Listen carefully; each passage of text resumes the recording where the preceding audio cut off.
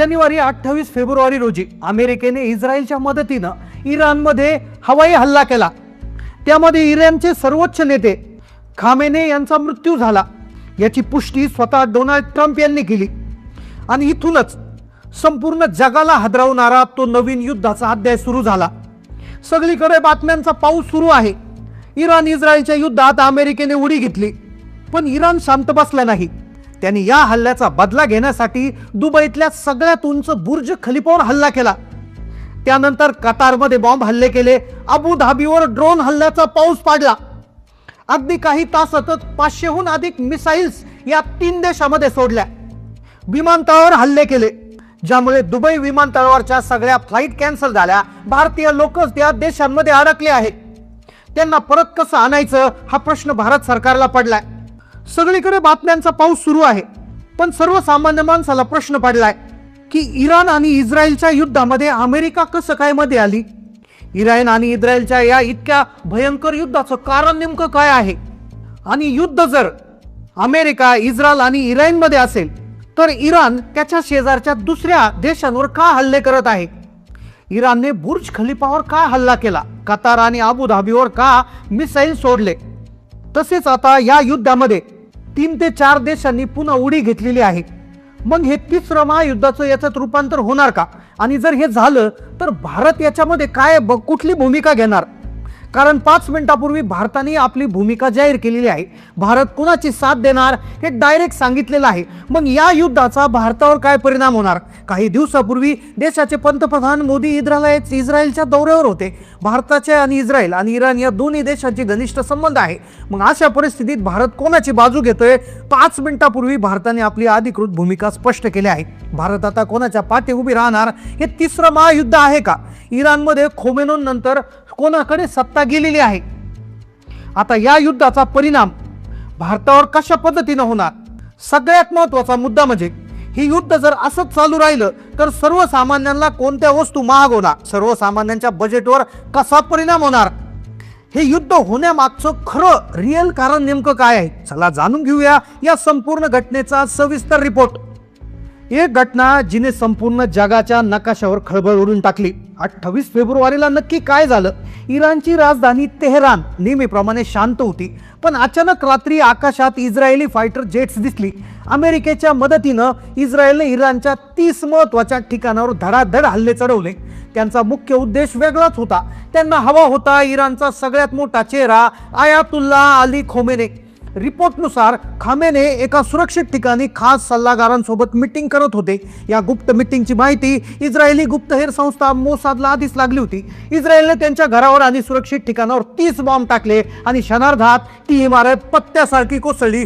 खामेने यांचा खात्मा झाला। त्यांच्यासोबत त्यांचे संरक्षण मंत्री आणि इतर मोठे अधिकारी मारले गेले। इराणच्या इतिहासातला हा सगळ्यात मोठा धक्का होता। आता ही घटना तुम्हाला माहिती आहे, पण यानंतर इराणने जे केलं त्याने संपूर्ण जगाला हादरा दिला। त्याने संपूर्ण जगाला आश्चर्याचा धक्का दिला। आता झालं असं, हल्ला इस्रायलने अमेरिकेच्या मदतीने केला। मग इराणने प्रति हल्ला एकतर अमेरिका किंवा इस्रायलवर करायचा होता, तर इराणने काय केलं? इराणने सुरुवात केली सगळ्यात आधी दुबईपासून। दुबई, कतार आणि अबू धाबीवर हल्ले केले।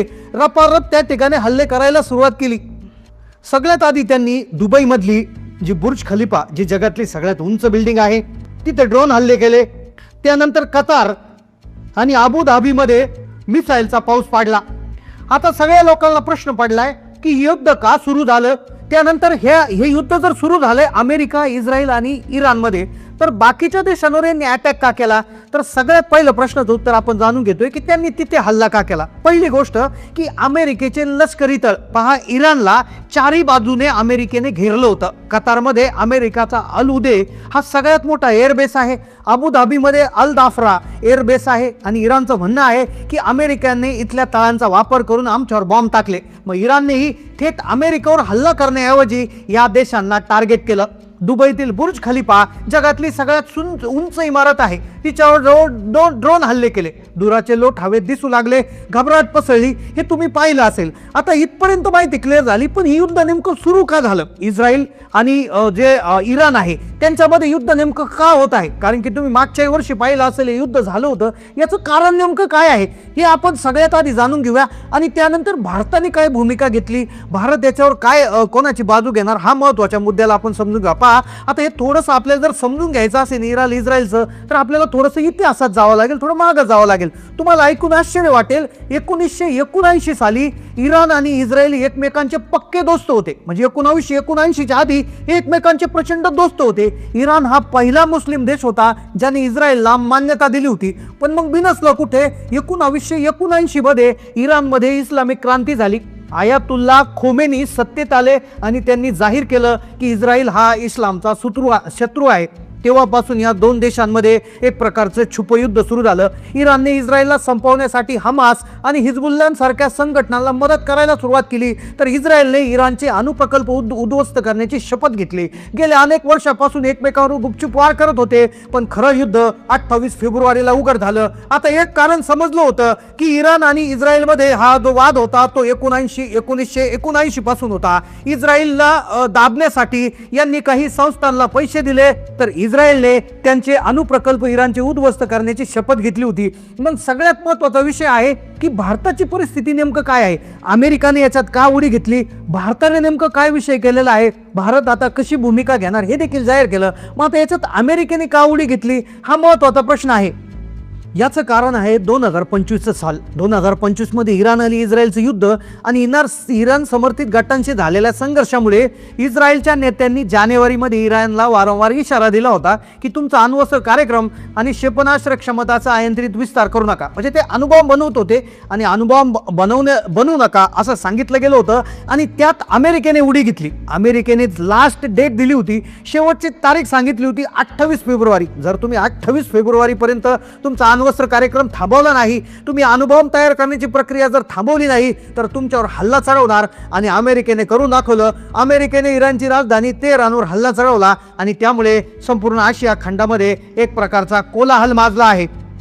आता हा झाला विषय अमेरिकेची उडी घेण्याचा. आता भारताचा विषय काय आहे? आता भारताची परिस्थिती अशी आहे, इकडे आडन तिकडे वीर. कारण की काय झालं, मागच्या आठवड्यात पंतप्रधान मोदी इस्रायलमध्ये होते, तिथे आपले मोठे संरक्षण करार झाले. इस्रायल आपल्याला कठीण काळात मदत करणारा देश आहे. आणि दुसरीकडे इराण मध्ये देखील एका बंदरात भारताने हजारो कोटी रुपये लावलेले आहे.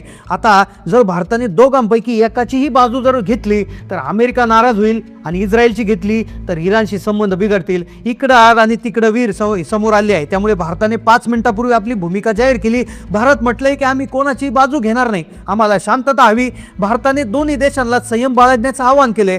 पडद्यामागे भारत आपल्या नागरिकांना सुखरूप काढण्यासाठी प्रयत्न करत आहे, हीच भूमिका आहे. आता सर्वसामान्यांच्या खिशावर नेमकं काय परिणाम होणार? पहा, पेट्रोल डिझेलचा सगळ्यात मोठा साठा इराणमध्ये आहे, त्यामुळे पेट्रोल डिझेल वाढणार. सोने चांदी, अनिश्चिततेमुळे शेअर बाजार पडतो, सोने चांदी वाढणार. खाद्यपदार्थाचे आयात निर्यात आणि तिकडून येणारे खजूर किंवा ड्रायफ्रूट, सुकामेवा सारखे पदार्थ देखील प्रचंड प्रमाणात वाढू शकतात. आता खामेने यांच्या मृत्यूनंतर इराण शांत बसेल असं वाटत नाही. त्यांचा मुलगा मोस्तफा खामेने यांनी आता सूत्रे हातात घेतली आहे आणि इराणी सैनिकाने जो इशारा दिला आहे हा काळ शांततेला नाहीये तर महायुद्धाची तयारी असं सांगितलंय. आता जो मध्य आशिया जो आहे तो ज्वालामुखीच्या तोंडावर बसलाय. तिसरं महायुद्ध कधी होऊ शकतं अशी शक्यता निर्माण झालेली आहे. आता भारताचा जो पवित्र आहे, भारताची जी भूमिका आहे याच्यावर तुम्हाला काय वाटतं? तुमच्या मते या युद्धाचे परिणाम भारतावर आणि सर्वसामान्य माणसावर कसे होऊ शकतात? तुमचं या युद्धावर नेमकं मत काय आहे? अमेरिकेने घेतलेली भूमिका नक्की योग्य आहे का? इराणने घेतलेला जो पवित्र आहे तो तुमच्या मते खरंच योग्य आहे का? नक्की कमेंटमधून कळवा. चॅनलला नवीन असाल तर सबस्क्राईब करा. धन्यवाद.